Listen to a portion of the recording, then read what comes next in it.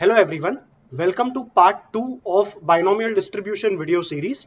इस वीडियो में हम मिसलेनियस एक्सरसाइज के जितने भी एमसीक्यूज हैं वो सारे के सारे सॉल्व करने वाले हैं। Let's get started. A dice thrown 100 times, if getting an even number is considered a success, then the standard deviation of number of successes is what. तो स्टैंडर्ड डेविएशन के लिए वेरिएंस लगेगा। वेरिएंस का formula था n p q. Clearly n मतलब 100। Getting an even number is a success. अगर तू die throw करेगा तो इवन नंबर आने का प्रोबेबिलिटी आएगा 3/6, मतलब रिड्यूस करके आएगा 1/2, मतलब पी का वैल्यू आ जाएगा 1/2। अगर पी 1/2 है तो क्यू आएगा 1 माइनस 1/2 विच इज अगेन 1/2। तो ये आ गया 25 and standard deviation is plus minus root variance which is plus minus root 25 which is equal to plus minus 5। Plus minus ignore करेगा तो B for Bombay is your right answer. आगे बढ़। The mean and variance of a binomial distribution are 4 and 2 respectively. Then the probability of getting two successes. Mean is 4, मतलब NP का value 4 आ गया। Variance is 2, मतलब NPQ का जो value है वो 2 आ गया। इसमें से NP was 4, तो 4Q is 2, तो Q आ गया हाफ। Which means P का वैल्यू आएगा 1 minus half which is again half.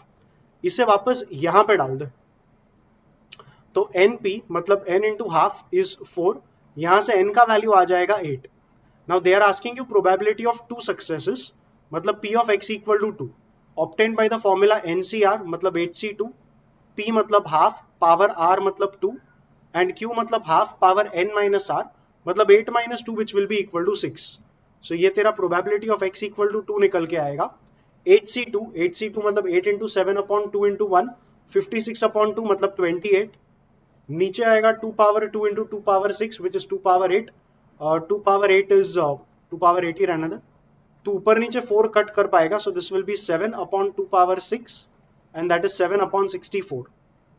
So 7 upon 64 और other 28 upon 2 power 8 is 28 upon 256। तो इस फॉर्मेट में ही तेरा D for daily right answer आ गया। आगे बढ़। For a binomial distribution n is 5, p of x equal to 4 is p of x equal to 3, then p equal to what? p of x equal to 4 formula से लिख 5c4, p power 4 q power 5 minus 4 मतलब 1 और x equal to 3 मतलब 5c3, p power 3 q power 5 minus 3 मतलब 2। यहां से p power 3 और p power 4 cut होके p आएगा। q power 1 q power 2 cut होके यहाँ पे q आएगा। 5c4 मतलब 5, सो आई हैव 5p। 5c3 मतलब 5 इंटू 4 20 अपॉन 2 इंटू 1 मतलब 10 इंटू यहाँ पे सिर्फ q बचेगा। So I finally have p equal to 2q, लेकिन q भी होता है 1 माइनस p, सो p बनेगा 2 माइनस 2p। 2p को लेफ्ट में ले, so 3p equal to 2 and p equal to 2/3। They are asking me the value of p, we got it as 2/3, d for Delhi is our right answer. आगे बढ़। Some number 4, in a binomial distribution n is 4, 2 times p of x equal to 3 is 3 times p of x equal to 2. So 2 times p of x equal to 3 by the formula 4c3, p power 3 q power 4 minus 3 मतलब 1, 3 times n is 4, तो 4c, इस case में r2 है तो 4c2, p power 2 q power 4 minus 2 मतलब 2 आएगा। p power 2 p power 3 cut होके p यहाँ पे बचा, q power 1 q power 2 cut होके q यहाँ पे बचा। 4c3 मतलब 4 इंटू 2 मतलब 8, सो 8p is equal to 4c2 मतलब 4 इंटू 3 12 अपॉन 2 मतलब 6, 6 3s are 18 into q। Reduce करेगा तो ये हो जाएगा 4 और ये 9, सो 4p इज 9। q को लिख लेंगे 1 minus p, so 4p is 9 minus 9p। 9p को लेफ्ट में ले लें, सो 13p is 9 and that gives me p as 9 upon 13. That means C is the right answer. आगे बढ़ते हैं with sum number 5. If x follows a binomial distribution with the parameters 4 and p, मतलब n equal to 4 और p उन्होंने बोला नहीं है, p of x equal to 0 is given, then p of x equal to 4 is what? So p of x equal to 0 का सीधा सीधा formula रहेगा nc0, p power 0 q power n minus 0 which is 16/81. Start putting in all the numbers. nc0 मतलब 1 आएगा, p power 0 मतलब वापस 1 आएगा, q power n is 16/81 और n का भी वैल्यू यहाँ पे 4 है, सो q power 4 is 16/81 16/81 is 2/3 the whole power 4. So clearly Q का वैल्यू आ गया 2/3. So P का वैल्यू आ जाएगा 1/3. And finally P of x equal to 4 is going to be NCR मतलब 4C4. P power R मतलब P power 4. Q power 4 minus 4 मतलब Q power 0. So basically answer आएगा P power 4. P is 1/3 and 1/3 power 4 आएगा 1/81. So B for Bombay is the right answer. आगे बढ़. Probability of a shooter hitting the target is 3/4.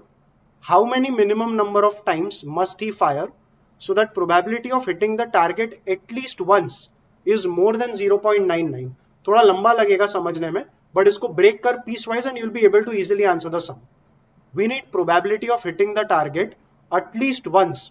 Probability of hitting the target at least once मतलब x greater than equal to 1 और ये probability हमें 0.99 से ज्यादा चाहिए. So this should be greater than 0.99.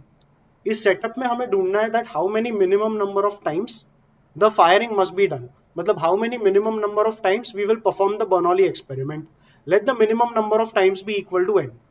तो इसका जो फॉर्मूला बनेगा this will be 1 minus p of 0 क्योंकि x greater than equal to 1 का opposite होएगा x equal to 0.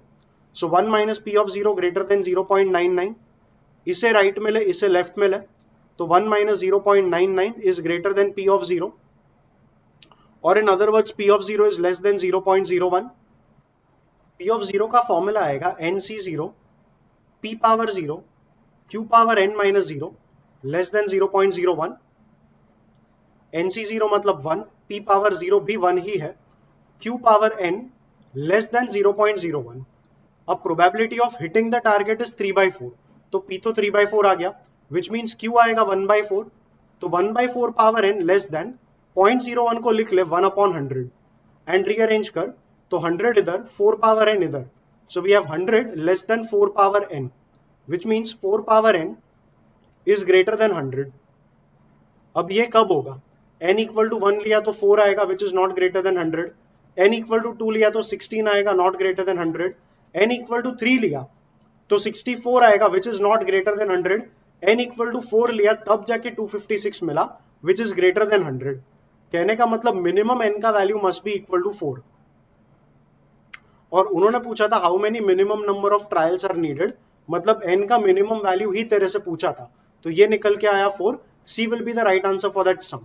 And one last sum in this MCQs video. If the mean and variance of a binomial distribution are 18 and 12, then n equal to question mark.